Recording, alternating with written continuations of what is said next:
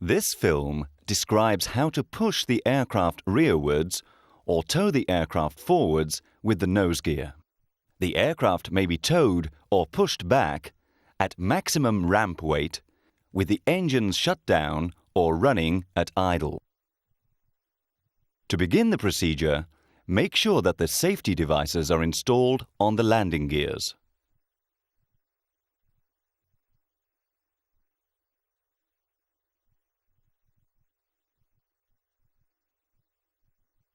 The wheel chocks are in place, and check if the parking brake is on.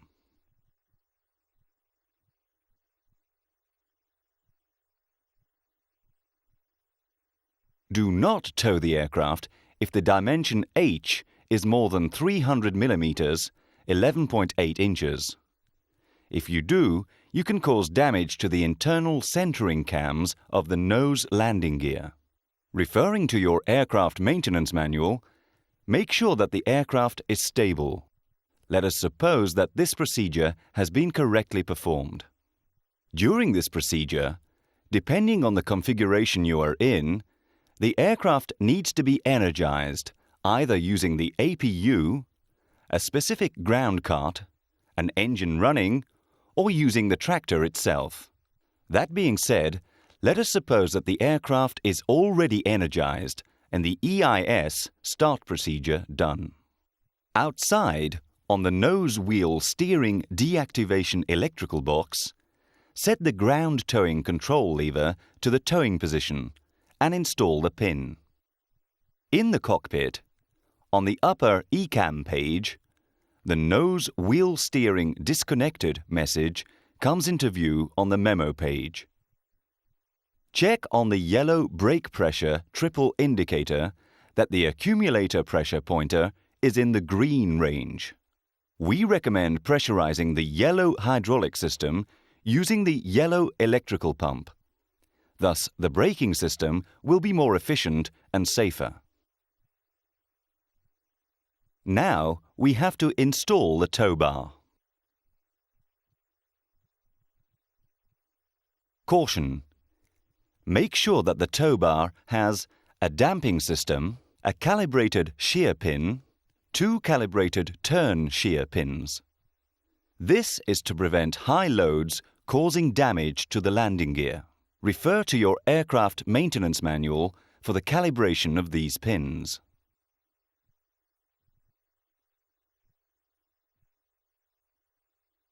On the nose landing gear, install the tow bar on the tow fitting and connect the tow bar to the tractor.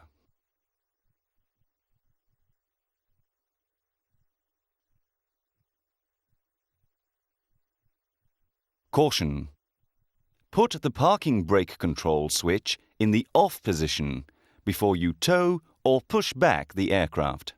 This is to prevent high loads causing damage to the nose landing gear.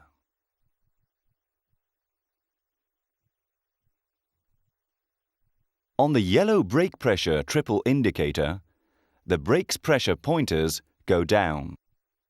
In the cockpit, set the lighting system. Set the exterior light navigation and logo switch to on. At night, set the interior light dome switch to bright. And if the anti-collision lighting is necessary for the local airport regulations or the airline procedures, set the exterior light beacon switch to on.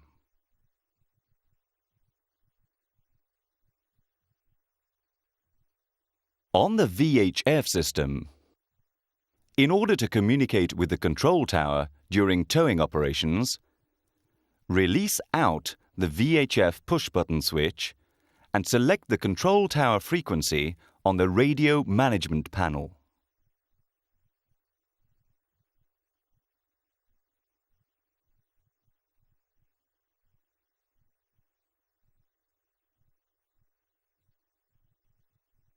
In order to communicate with the ground mechanics, on the audio control panel, set the interphone radio switch to the interphone position and release out the interphone reception push button.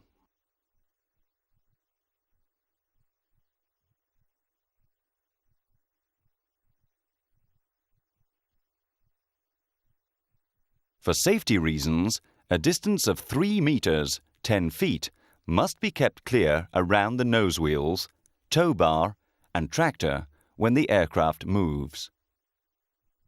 Towing speed limitation depends on the position of the passenger, crew, and cargo doors. For these speed limitations, refer to your aircraft maintenance manual. The maximum permitted steering angle on each side of the aircraft centerline is 95 degrees. When you use the front fittings to push the aircraft rearwards with engine at idle, this angle is limited to 40 degrees. At this point, be sure that all warnings and cautions of your aircraft maintenance manual procedure and previous precautions are applied.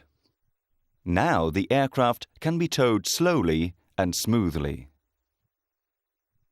2 other persons have to monitor the wingtips during the towing operation, and 1 person is required in the cockpit in order to operate the brakes. When you complete the towing operation, make sure that the nose wheels are aligned with the aircraft centerline.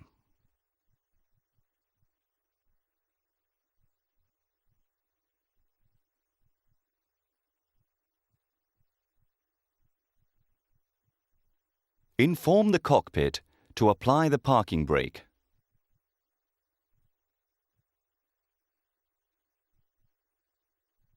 And check that the parking brake light is on the nose wheel steering deactivation electrical box. Put the wheel chocks in position. Disconnect the tow bar from the nose gear fittings.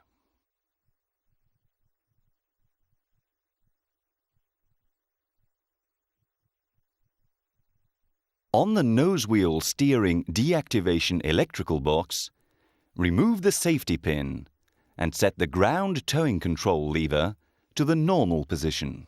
At the same time, in the cockpit, on the ECAM memo display, the message "Nose wheel steering disconnected" disappears. On the lighting system, reset the exterior light beacon and navigation and logo switches to off. Reset the interior light dome switch to off. On the communication system, cut the cockpit control tower VHF link by pressing in the VHF push button on the radio management panel. Reset the interphone radio switch to the neutral position. Depressurize the yellow hydraulic system, do the EIS stop procedure, and de-energize the aircraft electrical circuits.